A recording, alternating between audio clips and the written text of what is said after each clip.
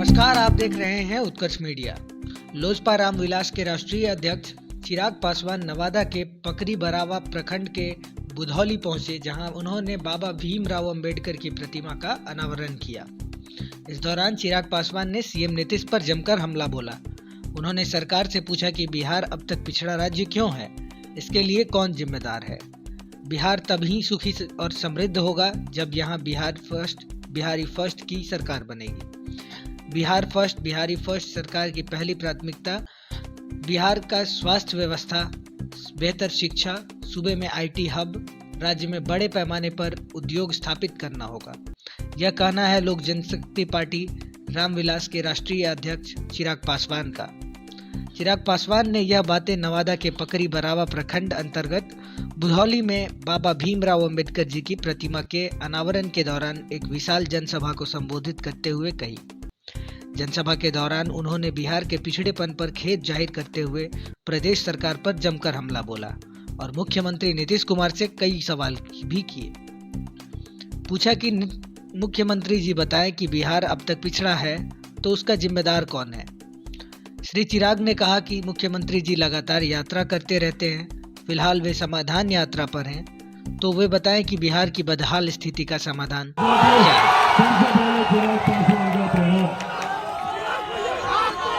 साथियों, आज मेरे लिए यकीनन ये एक हर्ष का लम्हा है।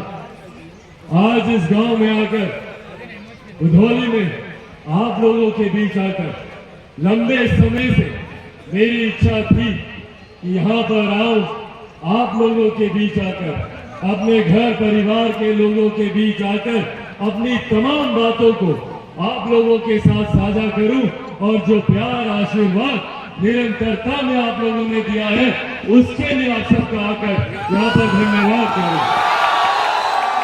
मेरे साथी, मेरे भाई ललन जी से लंबे समय से हम लोगों की चर्चा चलती थी। लंबे समय से इनसे ये चर्चा हो रही थी कि यहाँ पर एक कार्यक्रम, अगर इन लोगों पर नहीं तो और किस पर भरोसा किया हम लोगों ने। आज जो लोग सत्ता में हैं, पिछले 32 साल से यही लोग सत्ता में बैठे हैं। 90 के दशक से हम लोग देखते आ रहे हैं लालू जी और उनके परिवार को। पिछले 2 दशक से 20 साल से हम लोग देखते आ रहे हैं मौजूदा मुख्यमंत्री नीतीश कुमार जी को। जो लोग आज बिहार में विकास की बात करते हैं, जो लोग आज बिहार में विकास की बात करते हैं, पूछे इन लोगों से, जब इतना समय आप लोगों को मिला तो आप लोगों ने क्या किया बिहार के लिए। आज मुख्यमंत्री नीतीश कुमार कोई 5 बड़े कार्य बता दे कि इन्होंने बिहार के विकास के लिए किए हो, ये जो हारने को कहेंगे मैं तैयार हूँ। हकीकत है कि पिछले 20 सालों में मुख्यमंत्री नीतीश कुमार जी ने बांटने की राजनीति करने के अलावा कुछ नहीं किया। कितने बिहारी हैं चाची जिनको बाहर मार मार कर उनकी जान ले ली गई, उसकी हत्या कर दी गई, पर उस पर भी बिहार की सरकार खामोश रहती है। एक शब्द ये लोग बोलना जरूरी नहीं समझते। दूसरे प्रदेश में बिहारी जिए या मरे, भाई जिस मुख्यमंत्री को अपने प्रदेश में बिहारियों के जीने मरने की चिंता ना हो, वो दूसरे प्रदेश में बिहारियों की क्या चिंता करेंगे, ये हम लोग को सोचने की जरूरत है। इसीलिए साथियों, आज यहाँ आप लोग के बीच आया, निरंतरता में लड़ाई लड़ रहा हूं, संघर्ष कर रहा हूं और इस लक्ष्य के साथ निकला हूं कि एक ना एक दिन अपने रहते रहते बिहार को भी विकसित राज्य बनाएंगे, बिहार को बिहारियों को फर्स्ट बनाएंगे। इस लक्ष्य के साथ निकला।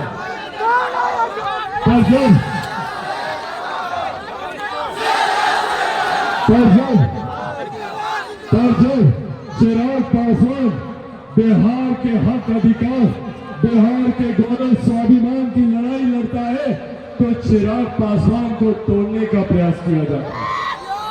ये लोग चिराग पासवान को समाप्त करने का प्रयास करते हैं। कैसे करेंगे भैया? कोई केस मुकदमा हमारे ऊपर है नहीं, तो चिराग पासवान को कैसे तोड़ेंगे? तो चिराग पासवान का परिवार तोड़ दो, चिराग पासवान टूट जाएगा, नहीं टूटा। फिर इन लोगों ने सोचा चिराग पासवान की पार्टी तोड़ दो, चिराग पासवान टूट जाएगा, तब पर भी नहीं टूटा। फिर इन लोगों ने सोचा कि चिराग पासवान को घर से निकालकर बाहर फेंक दो, चिराग पासवान टूट जाएगा, नहीं टूटा। क्योंकि जो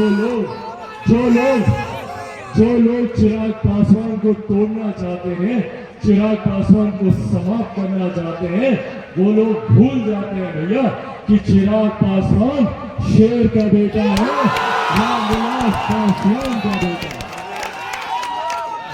मेरी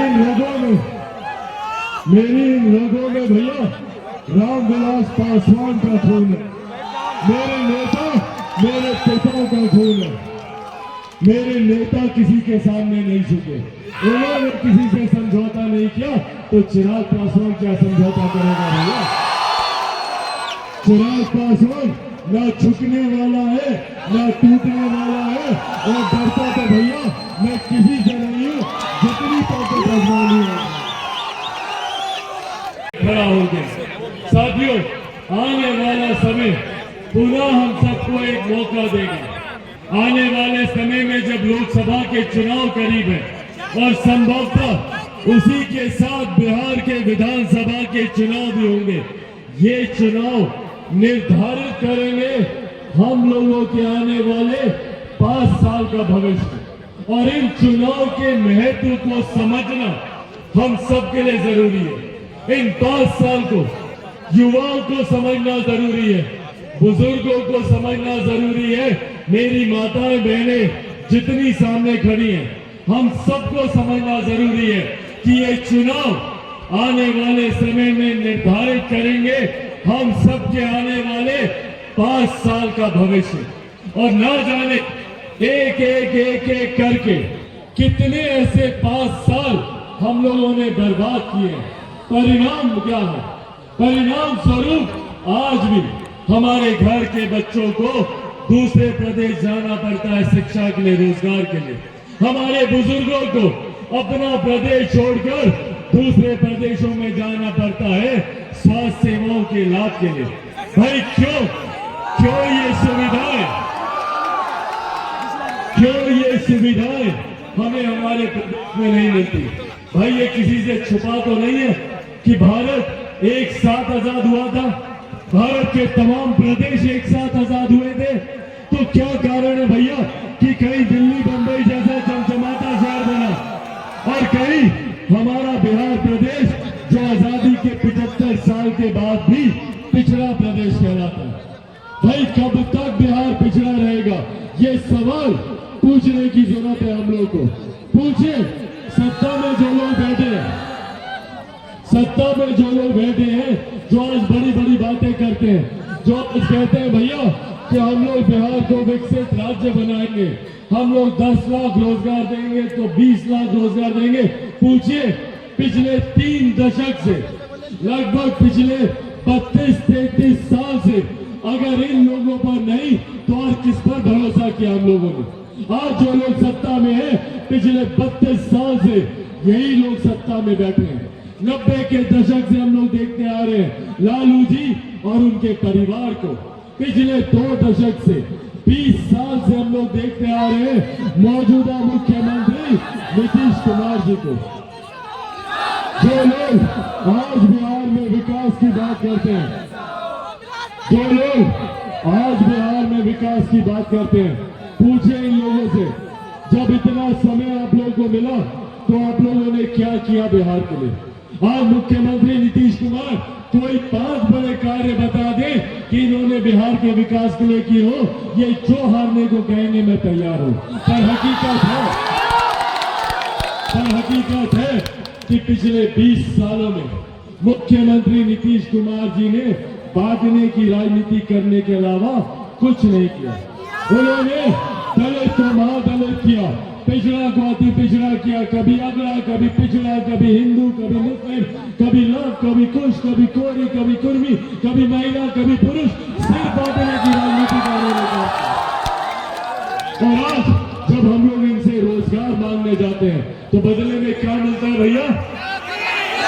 लाठी।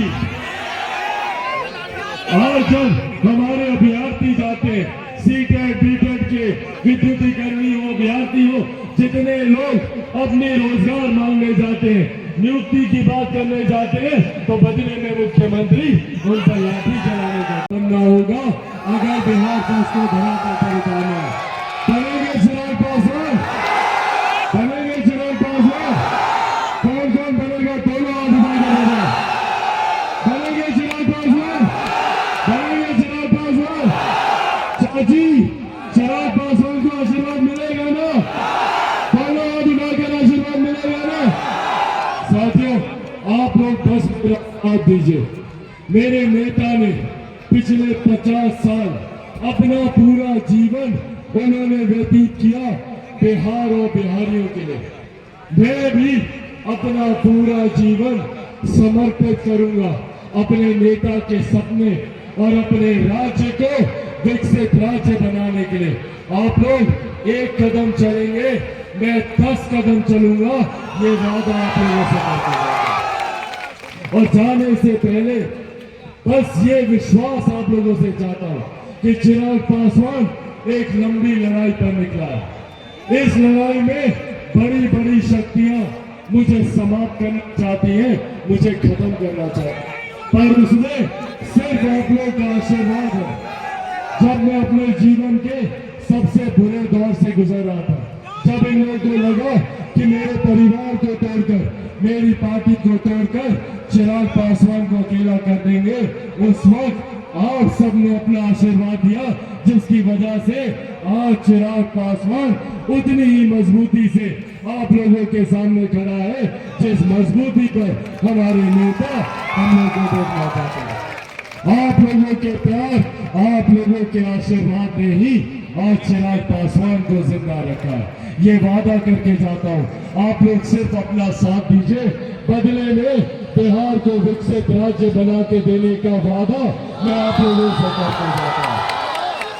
और अंत में साथियों, बस इतना ही बोलूंगा कि चिराग पासवान जब तक जिएगा आप लोगों के लिए जिएगा, और चिराग पासवान जब मरेगा तो भी आप लोगों के लिए मरेगा, ये वादा आप लोगों से करके जाता हूँ। एक बार फिर से मुझे यहाँ बुलाकर इतना प्यार सम्मान देने के लिए आप सबका मैं दिल से पावापुरी में ग्रामीणों के समर्थन में सड़क पर उतरे चिराग ने डीपीएम को लताड़ लगा दी। दरअसल मामला था कि निर्माणाधीन हाईवे पर जमा धूल की वजह से ग्रामीणों को हो रही थी समस्या और डीपीएम की लापरवाही की वजह से पानी का छिड़काव नहीं हो रहा था। डीपीएम साहब, चिराग पासवान बोल रहे हैं। हाँ जी, नमस्कार जी। अच्छा, आपको ये जानकारी है कि यहाँ पे एक पोखरपुर में जो कंस्ट्रक्शन चल रहा है पुल का, वो आपके ये विषय आपकी जानकारी में है? हाँ, जानकारी में है? हाँ, धूल उड़ रहा था, टैंकर में प्रॉब्लम आ गया था, टैंकर हमने भेजा नहीं है, तो वो लोग कह रहे हैं कि कल कंटिन्यू, गर्मी का दिन है, ये हुआ है। डीपीएम साहब, ये एक दिन की समस्या नहीं है, ये रोज की समस्या है, ये रोज की समस्या है, और ये हमारे भी निरंतर रेगुलर आवाजाही का ये मार्ग है, तो इसीलिए हम भी जानते हैं कि ये रोज की समस्या है। अभी भी ठीक जिस जगह पे हम खड़े हैं, आसपास इतना धूल मिट्टी है कि जितना लोग खड़ा है ना, सबको सांस की तकलीफ होने वाला है। और अगल बगल के घरों में, पहले सुन लीजिए हम जो बोल रहे हैं डीपीएम साहब, सुन लीजिए पहले। और अगल बगल के घरों में जिस तरीके से बीमारी को आप लोग बढ़ावा दे रहे हैं, क्या आपको लगता है कि ये बात उचित है? ठीक है ये? तो जब उचित नहीं है, अगर आपका यहाँ पे मकान होता डीपीएम साहब, क्या उस वक्त भी आप यही बोलते कि यहाँ पे भाई टैंकर की व्यवस्था नहीं हो पा रही है?